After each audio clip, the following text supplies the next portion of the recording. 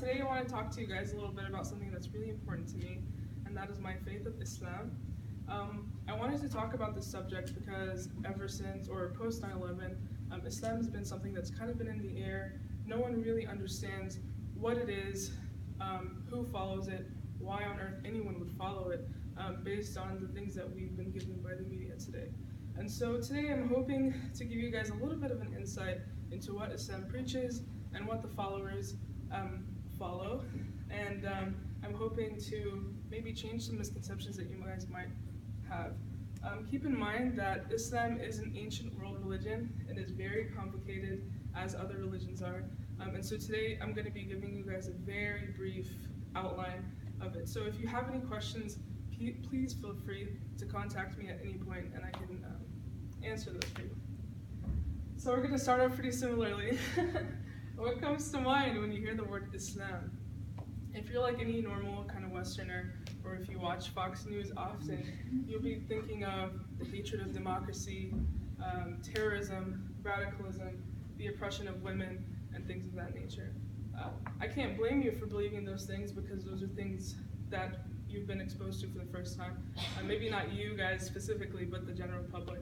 And so today I'm hoping to kind of clarify those things for you all and make it clear that this is just not representative of the whole faith. So let's go ahead and get started from the very beginning. Islam started in the Arabian Peninsula, what is now today known as Saudi Arabia, with the birth of the Prophet Muhammad, peace be upon him.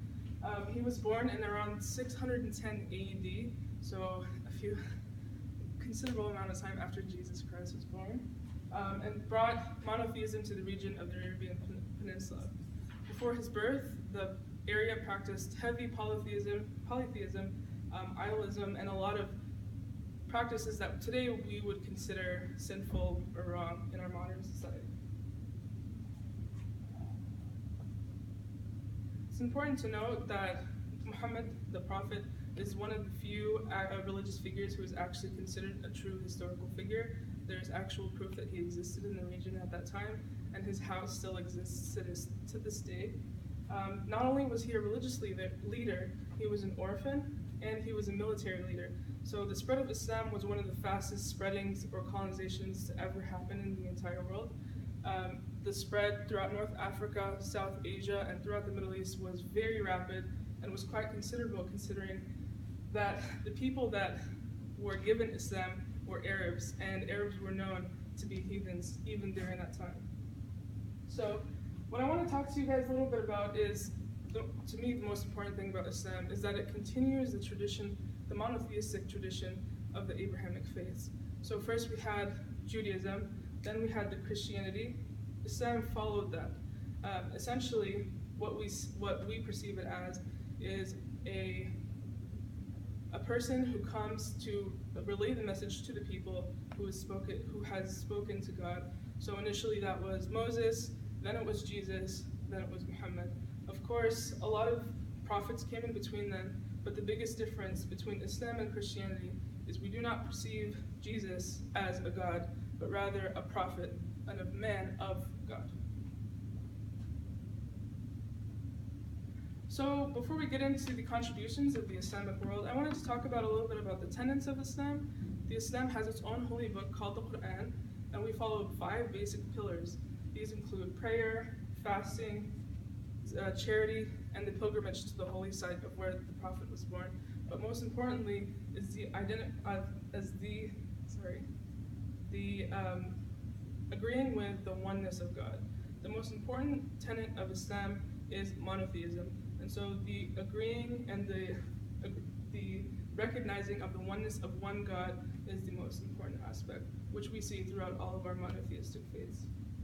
So the contributions to society from the Islamic world is something that cannot be ignored. We see them in our daily lives, whether it's in algebra, in hygiene, like the creation of the toothbrush, the creation of the modern glasses, in facets like philosophy, and even in paper making. Islam and the Islamic civilization brought this to the world and actually set off the Renaissance that occurred in Europe. So what happened? I can talk to you guys about how Islam is so great and the Islamic Islamic civilization was so amazing at one point, but why are we saying what we're saying today? Well, it's usually the same thing that we see throughout all of history: corruption. So through money, through war, through violence, and through greed, we saw the beautiful civilization that was the Islamic world fall. After the death of the Prophet, there was a huge controversy on who would take power, who would take reign of the huge amount of land that the Islamic groups had just won, and they were fighting. So then we saw sects forming, different groups of people who wanted to do different things, and through division, we saw the fall of the Islamic Empire. So I wanted to talk to you guys a lot about clearing up miscommunications.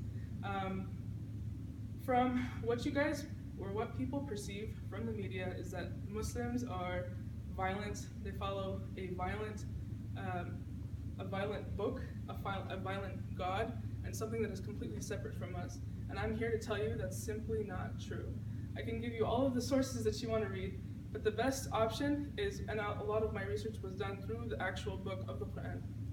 Through this book, you find that not only is peace one of the biggest portions, or one of the biggest topics talked about in the book, but is actually the most important thing in Islam. Islam, translated into English from Arabic, actually means peace. And so it would be kind of contradictory to assume that people that follow this religion are just after violence. You guys all know my good friend Adat. She's a cuddly, nice friend, and she is far from what you would perceive as that Islamist type. I am also a Muslim, and I'm hoping that I've given you guys a good impression of Islam and Muslims. Another example is Ibtihaj Muhammad. She was the first hijabi covered Olympian in the Olympics, and she really did pave the way for discussion about Islam. If it's anything that I would leave you guys with, is if you have a question about Islam, it's better to ask a Muslim than it is to ask someone else. It's better for you to come and seek out a mosque, which is our holy place, than it is to watch Fox News and hear the things coming out of Donald Trump's mouth. Because on our side, things are a lot more complicated, and we're more than welcome to tell you anything that you need to know. Thank you.